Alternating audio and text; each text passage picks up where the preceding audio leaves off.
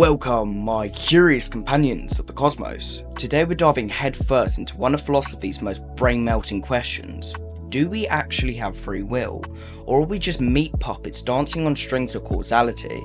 If you've ever stayed up at night wondering whether you really chose that midnight snack, or if it was just fate making a call, then congratulations, you've stumbled across one of philosophy's oldest rabbit holes. I'm your host, Austin Woodford, and today we're going to dissect, analyse and ultimately debunk the argument from free will. Prepare yourself, our deterministic universe may have already decided that you're going to like and subscribe this video.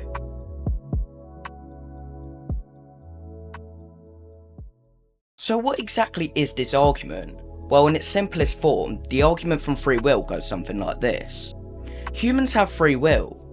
Free will cannot exist in a purely physical or deterministic universe. Therefore, there must be something beyond the physical world, like a soul or a divine influence, that explains our ability to make free choices. This argument's been used throughout history to support many religious and spiritual worldviews. After all, if science can't explain it, then it must be the supernatural, right? It's essentially saying, hey materialists, explain this. Tell me why you're here. I am Jesus, and I didn't write the scriptures, I lived them.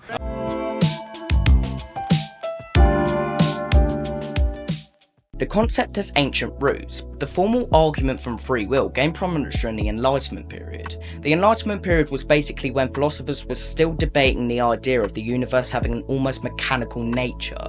René Descartes, you know the I think therefore I am guy, he was big on this. He thought that there was a mind outside of the mind, or a soul perhaps, and this soul was what made the choices, not your physical mind. Later, philosopher Immanuel Kant would develop this further. He said that free will is a necessary thing to be able to take responsibility, because if we're just atoms bouncing around, it would be like blaming a rock for falling down the hill.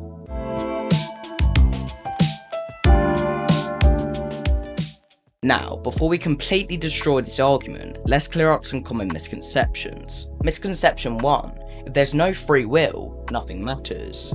Many people think that without free will, morality collapses, and that we should all just become nihilists with cool black clothing and existential poetry habits. Morality has evolved as a social tool that helps us live together successfully. Whether we have metaphysical free will or not, it still works.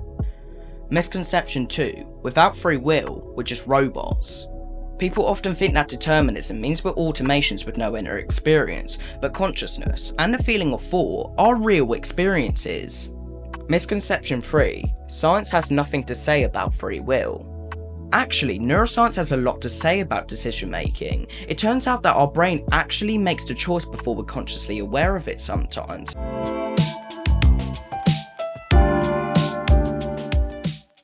Now let's break down why this argument fails so horrendously. The argument presents us with a false choice. We either have magical physics-defying free will, or we're mindless automations. But there's a third option. Compatibilism suggests that free will is actually compatible with determinism. We can redefine free will as the ability to act to our own desires without external restraint. In other words, you're free to do what you want, even if it's influenced by brain chemistry and past experiences. This argument creates an infinite regress problem.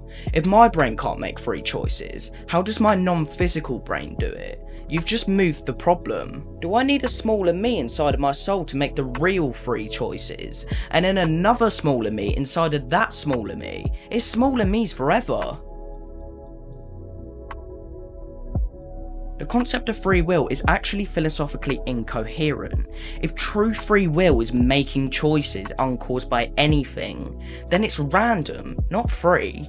A choice disconnected from your personality, memories, values, and desires wouldn't be your choice at all. It would just be randomness.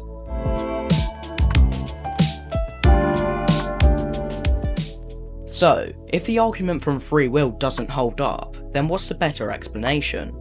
The more science learns about consciousness and decision making, the more it points to emergent properties of complex physical systems. Our sense of choice and agency may actually be an emergent property of our incredibly complex brains, similar to how wetness emerges out of water molecules that aren't themselves wet.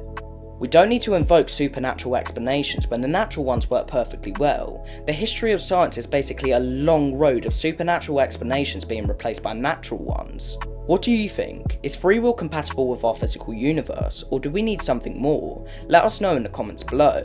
Anyway, thanks for watching. Don't forget to like and subscribe and hit that bell.